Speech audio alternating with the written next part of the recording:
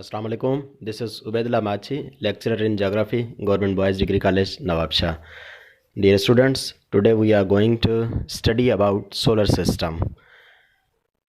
Before starting our topic, there are few important terms which need to be discussed. Cosmology word is derived from Greek language from word cosmos, which means the universe. So, the cosmology is the study of physical universe, its structure, dynamics, origin and evolution. Cosmology study है इस तबई कायनात के बारे में और इसकी इर्तका के बारे में. The Big Bang is a theory about the evolution of this universe. The theory was put forwarded by a Belgian astronomer Georges Lemaitre in 1927. 13.8 billion years ago, this bang has created this universe, space and time.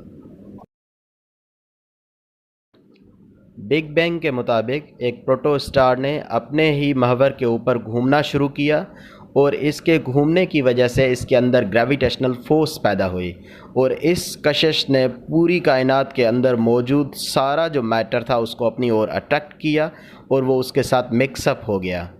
जैसे जैसे उसका मास बढ़ा तो उसकी speed बढ़ी और speed बढ़ने की वजह से ultimately temperature and pressure has also increased और नतीजा एक धमाका हुआ जिसे हम हिस्ट्री के अंदर बिग बैंग के नाम से जानते हैं. Galaxy is a fundamental unit of universe. A galaxy is a gravitationally bound system of stars, stellar remnants, interstellar gas, dust and dark matter.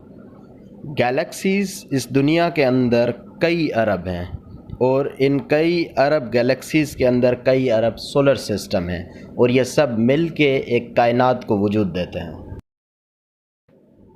Astronomers has classified galaxies into three basic types: elliptical galaxies, spiral galaxies and irregular galaxies. जैसे कि नाम से पता चल रहा है, elliptical galaxies are those galaxies which are of oval shape, जो कि बेज़वी शक्ल की हों, और स्पाइरल गैलेक्सीज़ ऐसी जिसके अंदर दो आर्म्स हों. The spiral galaxies are the galaxies which have two arms. और इर्रेगुलर गैलेक्सीज़ ऐसी गैलेक्सीज़ जिनको ना स्पाइरल में और ना एलिप्टिकल गैलेक्सीज़ के अंदर काउंट किया जा सके और उनका कोई डेफिनेट शेप ना हो तो उसे इर्रेगुलर गैलेक्सीज़ कहा जाता है. Our solar system belong to a spiral galaxy which is also known as Milky Way galaxy. हम जिस गैलेक्सी के साथ ताल्लुक़ रखते हैं वो मिल्की वे गैलेक्सी है और ये मिल्की वे गैलेक्सी को अगर हम देखना चाहें तो रात के टाइम पे आसमान के बिल्कुल सेंटर में एक स्टार्स का पूरा एक पैसेज आपको दिखाई देगा और उसी के अंदर ऐसे लगेगा कि जैसे कि दो आर्म्स हो और सेंटर में एक डिस्क हो. तो इसी टाइप की गैलेक्सीज़ को ही स्पाइरल गैलेक्सीज़ कहा जाता है. और हमारी जो स्पाइरल गैलेक्सी है इसकी विड्थ को अगर देखा जाए तो ये 30,000 पार्सेक है. The theory of the solar system is given by Copernicus. The solar system is a gravitationally bound system of sun, planets, satellites, asteroid belts and so on. निज़ाम शमसी एक सूरज का निज़ाम है जिसके अंदर सूरज हेड ऑफ़ द फैमिली है और बाकी तमाम planets, dwarf planets, satellites, asteroids, comets ये सब उसका मेंबर हैं और उसके फैमिली का हिस्सा है. जबकि सोलर सिस्टम ख़ुद इस गैलेक्सी का जिसका हम हिस्सा है मिल्की वे गैलेक्सी उसका एक छोटा सा हिस्सा है. The solar system have 8 planets. The first 4 planets, Mercury, Venus, Earth or Mars, are known as rocky planets which have definite number of moons. The remaining 4 planets, Jupiter, Saturn, Uranus and Neptune, are known as icy or gaseous giant. ये वो planets हैं जिनको हम आइसी या gaseous giant कहते हैं. इनकी quality ये है कि इनके वेरिएबल नंबर ऑफ मून्स हैं. Sol means sun. The sun is a mid-sized star and stars are luminous bodies which emit light. सूरज जो है उसे हम एक सितारे की सूरत में जानते हैं। वो एक मिड साइज्ड स्टार है। इससे बड़े सितारे भी होते हैं इस कायनात के अंदर और इससे छोटे सितारे भी होते हैं।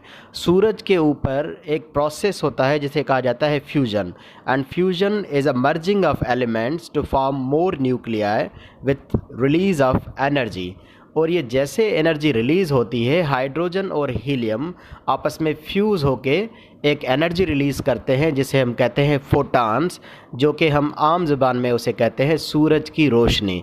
इसी वजह से सूरज को हम कहते हैं chief source of energy. Mercury means अतारुद। Mercury is the first one planet in the solar system which is nearest to the sun, as well as it is smallest planet in the entire solar system। और mercury के पास कोई भी natural satellite नहीं है जिसे हम कहते हैं चांद।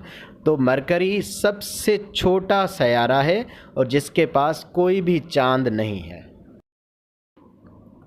Venus is a second planet in the solar system which appears like a star in the sky। Venus, जिसे हम ज़हरा के नाम से जानते हैं, ये सुबह होने से थोड़ी देर पहले एक स्टार की तरह आसमान में दिखाई देता है।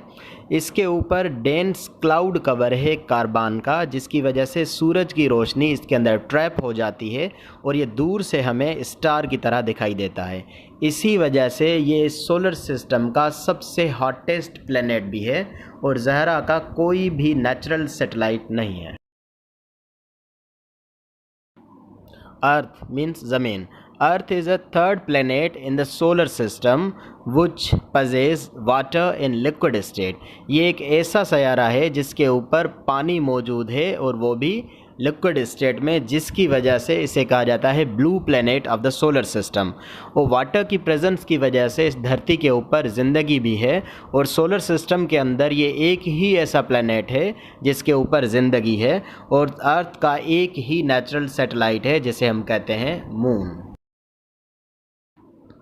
मार्स मीन्स मरीख। Mars is a fourth planet in the solar system which is also known as red planet। अगर इसे टेलीस्कोप से ज़मीन से देखा जाए तो ये लाल दिखाई देता है, इसी वजह से इसे रेड प्लैनेट कहा जाता है।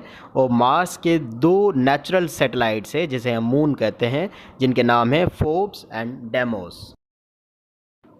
जुपिटर मश्तरी। Jupiter is the fifth number planet in the solar system which is largest in entire solar system। इसके बाहर एक कुछ रिंग्स भी दिखाई देती हैं और जैसे कि पीछे वाले चार जो प्लैनेट्स हैं इनके वेरिएबल नंबर ऑफ मून्स हैं, तो जुपिटर के इस वक्त तक के नॉन मून्स हैं 67। Saturn ज़ुहल। Saturn is a sixth number planet in the solar system which is second largest in the solar system। It is also known as a ring planet। इसके बाहर भी खूबसूरत कलरफुल रिंग्स दिखाई देती हैं और इसके भी वेरिएबल नंबर्स ऑफ मून हैं, लेकिन रिपोर्टेड मून्स हैं 62। Uranus. Uranus is the seventh planet in the solar system। It is also known as icy planet and rotating on side। ये सेकंड फारदेस्ट प्लैनेट भी है और ये एक साइड पर घूमता है, इसी वजह से ये विजिबल है और अलग तरीके से दिखाई देता है सोलर सिस्टम के अंदर। इसके नॉन मून्स है 27। Neptune is the eighth number planet in the solar system which is known as icy planet। It is also known as the farthest planet in the solar system और इसके इस वक्त तक के जाने गए जो चांद हैं वो हैं 14। Asteroid belt। Asteroid belt is a belt of planetoids which revolve around sun in a definite path। और ये बेल्ट जो है मार्स और जुपिटर के बीच में मौजूद है, जो कि सारे के सारे प्लेनेटॉइड्स किसी रॉक के बने हैं और ये सारे एक साथ मिलके एक ग्रेविटेशनली बाउंड सिस्टम के अंदर सूरज के गिर्द घूम रहे हैं। ड्वार्फ प्लैनेट मीन्स आधे सैयारे। Dwarf planets are like planets, they revolve around sun but don't have a definite path.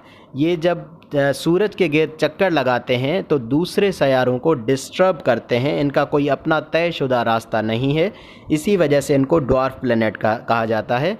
और इसी वजह से प्लूटो को 2006 में ड्वार्फ प्लैनेट डिक्लेयर कर दिया गया और ये प्लैनेट्स के लिस्ट से आउट हुआ।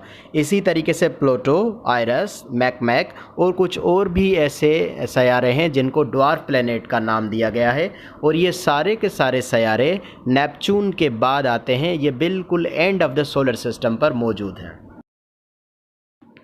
Comet are heavenly bodies which revolve around sun and they are made up of ice, dust and gas। इस सोलर सिस्टम के अंदर एक ऐसा कॉमेट है जिसको साइंटिस्ट हैली ने डिस्कवर किया और इसको अपना नाम दिया हैलीज कॉमेट। कॉमेट का जो ऑर्बिट होता है वो हाईली इलिप्टिकल होता है और इनका रिवोल्यूशन पीरियड 76 ईयर्स है। तो ये 76 ईयर्स के बाद हम धरती से इसे देख सकते हैं and the next time it will appear in 2062। Satellites are non-luminous heavenly bodies which revolve around any planet। Satellites को हम मून भी कहते हैं, चांद, और इस सोलर सिस्टम के जो पहले 4 प्लैनेट्स हैं उनके डेफिनेट नंबर ऑफ मून्स हैं और जो लास्ट वाले 4 प्लैनेट्स हैं उनके वेरिएबल नंबर्स ऑफ मून हैं।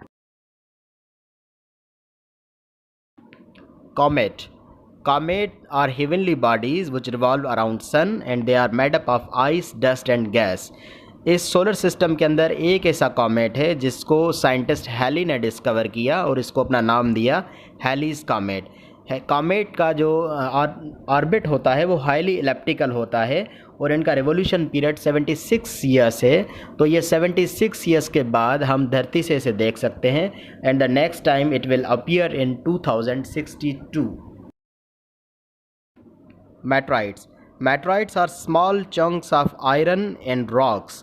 ये आयरन और रॉक के बने होते हैं और किसी भी एस्ट्रॉइड के आपस में टकराने की वजह से उनका जो डेब्रिस होता है उनसे बनते हैं, और ये किसी प्लेनेट के करीब आते ही उसके ग्रेविटेशनल फोर्स की वजह से उस प्लेनेट से टकरा जाते हैं, और ये जब धरती से टकराते हैं तो धरती के एटमॉस्फेयर के अपर लेयर में आते ही थर्मोस्फेयर में इनको आग पकड़ लेती है और ये रात के टाइम पे स्काई में लाइक अ शूटिंग स्टार नज़र आते हैं। इनको हम बर्निंग स्टार्स भी कहते हैं, इनको शूटिंग स्टार्स भी कहा जाता है।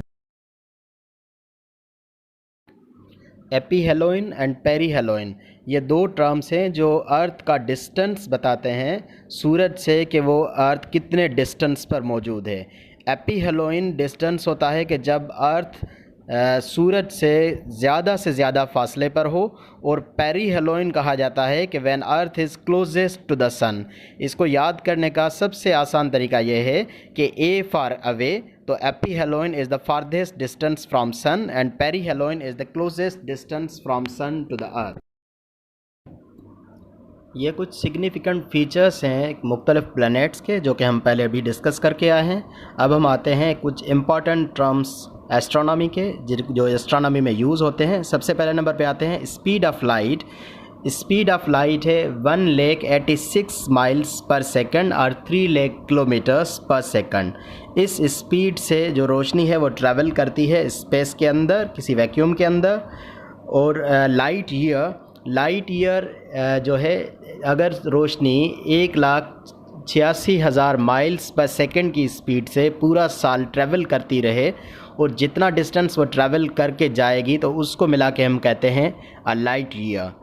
Parsik is equal to 3.6 light years. Astronomical unit ये मेजर किया जाता है the distance from sun to earth which is 150 million kilometres. और सूरज से जो रोशनी है वो धरती तक पहुंचने के लिए टाइम लेती है 8 मिनट 20 सेकंड, और चांद से इसी रोशनी को धरती तक पहुंचने के लिए लगते हैं 1.3 second. Thank you so much for watching my video. Thank you.